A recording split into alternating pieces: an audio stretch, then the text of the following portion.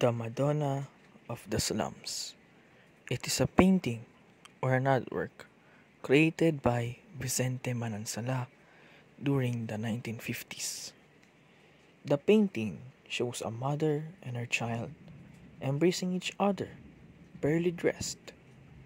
But that is not all that is being shown here in this unique painting. No, no, no.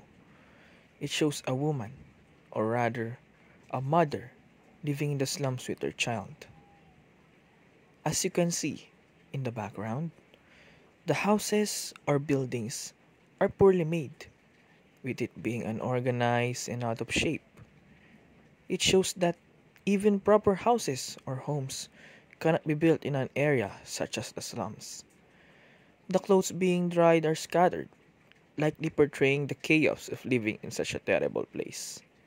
Even the electric posts are slanted or bent. It showcases the wear and tear the environment has experienced. Such is the experience or the nature of the life in the slums.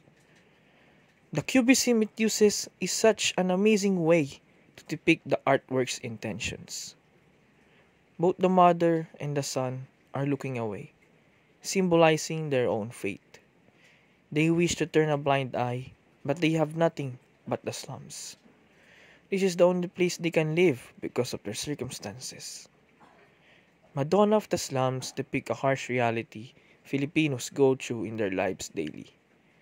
That is, being poor, thinking of what to eat next, where to get their next income, and other issues present in the Philippines. The painting is emphasizing the use of brown tones in a way to portray the unkempt houses in the background.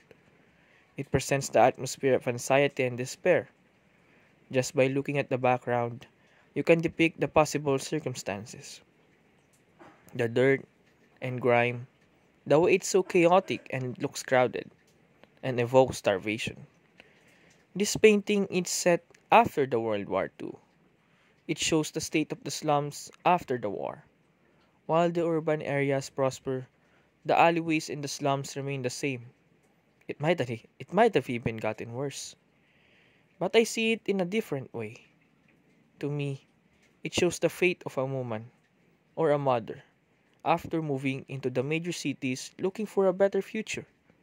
But instead, either due to lack or something else, life has given her and her son a life in the slums.